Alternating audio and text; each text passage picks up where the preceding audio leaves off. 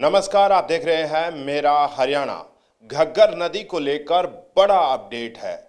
बड़ा अपडेट ये है कि लगातार घग्गर नदी में खास करके सिरसा इलाके में पानी बढ़ रहा है, जल स्तर लगातार बढ़ रहा है, जिसके चलते करीब 1000 एकड़ फसल जो है वो पूरी तरह से बर्बाद हो गई है। खास करके नेजाडेला, हारनी खुर्द, इन तमाम गांवों में करीब 1000 एकड़ फसल जो है वो पूरी तरह से जलमग्न हो गई है।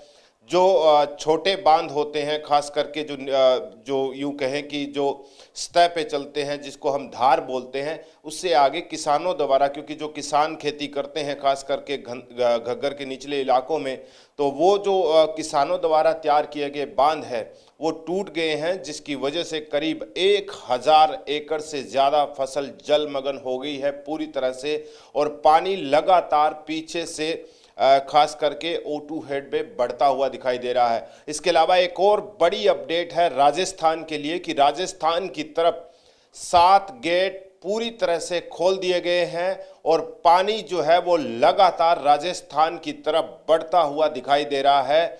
आपको ये एक बड़ी अपडेट बता देते हैं कि राजस्थान की तरफ सारे गेट खोल दिए गए हैं।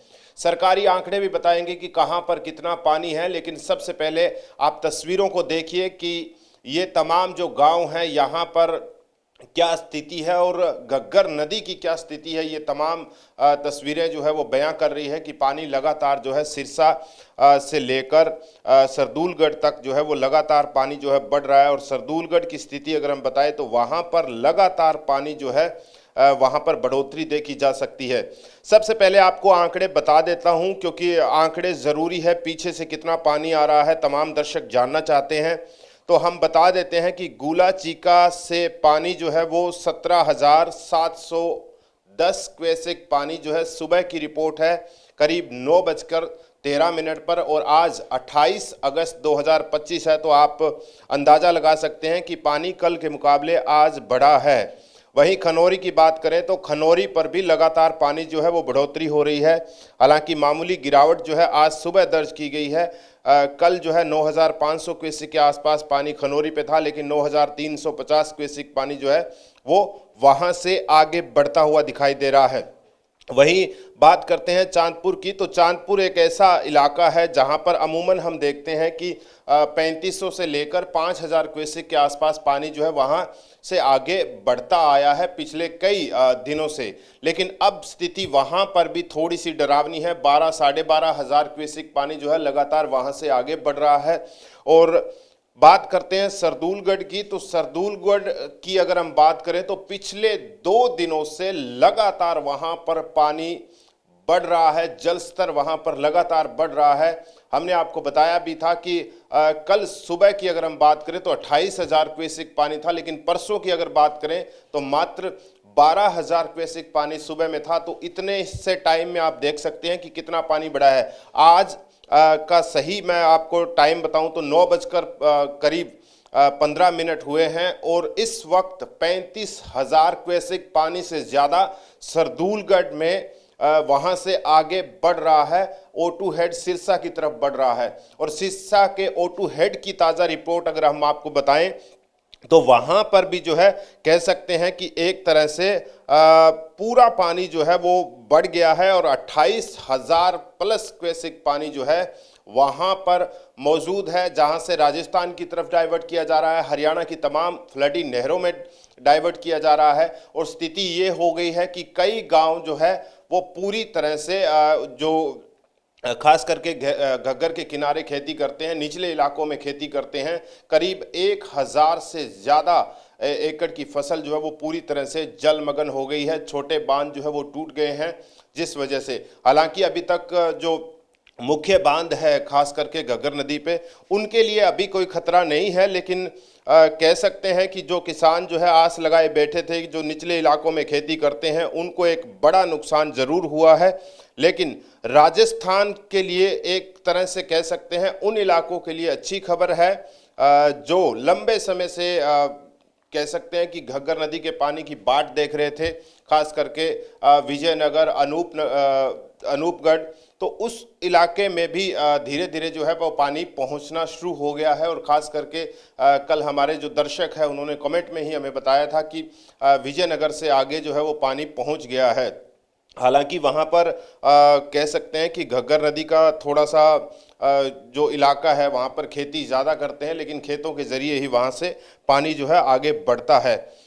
ये तमाम अपडेट जो लगातार हम आपको दे रहे हैं, बता रहे हैं कि घग्गर नदी में क्या है।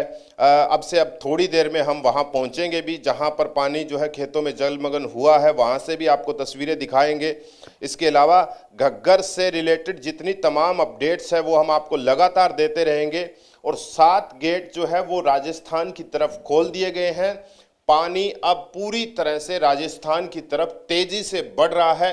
जो राजस्थान के दर्शक हैं वो कह सकते हैं कि जिनके यहाँ पानी लंबे समय से डिमांड में था उनके लिए राहत है, लेकिन हरियाणा का वो इलाका खास करके राजस्थान साइफन और O2 हेड के बीच में पड़ता है, उनके लिए थोड़ी सी टेंशन है। कुछ खेतों में वहाँ पर भी जो है, जो निचले इलाकों में खेती करते हैं वहाँ पर भी पानी भर गया है, वहाँ पर भी जो है फसलें जलमग्न हो गई है।